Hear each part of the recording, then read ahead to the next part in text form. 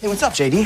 But if JD is anything like the rest of us, the first thing that popped into his head... He was using, I think, the JD side of his brain. JD, such a trite question. What does this job mean to you personally, JD? And JD is a great communicator. Well, JD says, JD, I don't use the word hillbilly.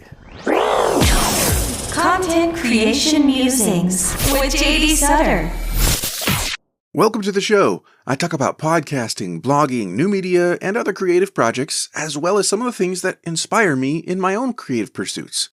You can find my content and connect with me at jdsutter.me.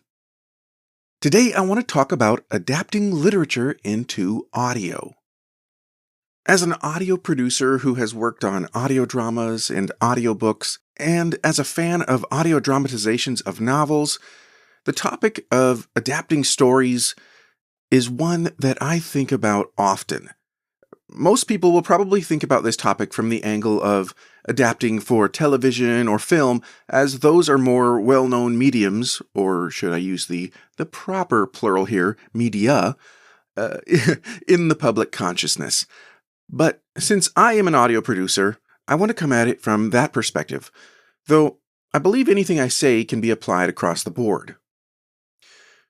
I have always been of the opinion that any adaptation should remain as faithful to the source material as possible, for a few reasons. Foremost in my mind is respect for the author who put in the hard work to create a captivating and compelling story that has found and resonated with an audience. And in the case of classic literature, has found readers for decades or centuries. A good story is a good story.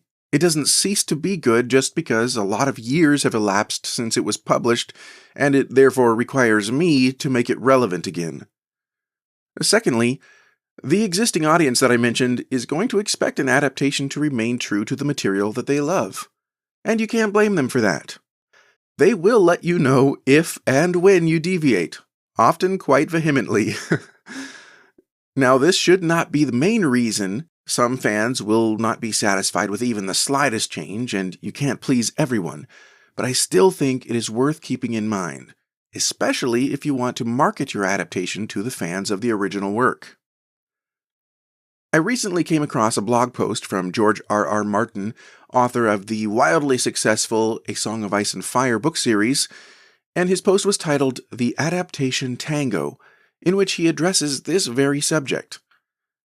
I was quite interested to see that my thoughts were closely aligned with his in this regard, though I likely won't ever read his major series as our opinions diverge in terms of the type of content we want in stories, but that is a separate issue.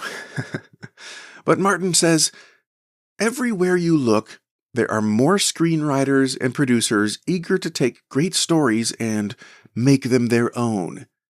It does not seem to matter whether the source material was written by Stan Lee, Charles Dickens, Ian Fleming, Roald Dahl, Ursula K. Le Guin, J.R.R. Tolkien, Mark Twain, Raymond Chandler, Jane Austen, or, well, anyone.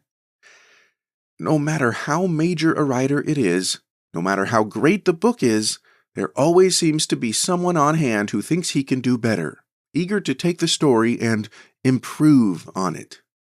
The book is the book, the film is the film, they will tell you, as if they were saying something profound. Then they make the story their own. They never make it better, though. 999 times out of 1,000, they make it worse. And I really enjoyed reading that. I loved what he had to say there. And this brings me to one of the major reasons for not hugely changing the source material. Exactly what George articulated here. Who am I to think I am a better writer/producer than the one whose work I am adapting? It's a matter of humility and not having an inflated view of my own ideas and opinions, keeping the old self in check and making sure that whatever alterations I may make are truly because they will serve the story and the goal of bringing it successfully to a new medium. Not simply because I think it would be cool, fun, hip, or whatever else. To be clear, I'm not against changes completely. Sometimes you will encounter racist or sexist references and stereotypes, especially in classic literature. Perhaps they need to be preserved if the point is to show the error and injustice of such things, but I do think these are a couple of examples of things in classic lit that could and often should be removed or changed. Also, some things written in prose just don't translate well to the audio medium and will need to be rewritten or removed in order for the story to work in a new storytelling vehicle.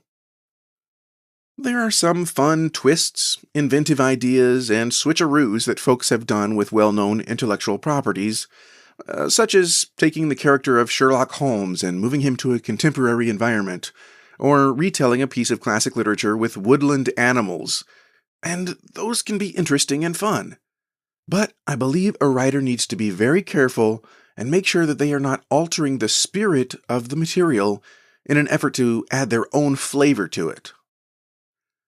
My team and I at the Audio Drama Alliance are in the process of producing a full-cast audio dramatization of the first Hardy Boys book, and this is an issue that we discussed at length before a single word of the script was ever written. We wanted to make sure that any changes were actually needed and had a valid reason for why we did what we did. In the end, we opted to not modernize the story and are keeping it set in its original early 1900s setting. As is always the case, there is much more that one could say about this subject that I don't have time to get into here. The whole idea behind broaching this topic is just to share a few of my thoughts and to see what you think. As either a fan or a creative, what are your thoughts on adapting a beloved book into another medium? As always, a transcript of this episode as well as links to the related resources can be found at jdsutter.me/CCM13. You can send your feedback to show@jdsutter.me, and if you're interested in following the journey of my team as we work on this Hardy Boys adaptation, check out that link in the notes as well. I'll talk with you next time. Adios.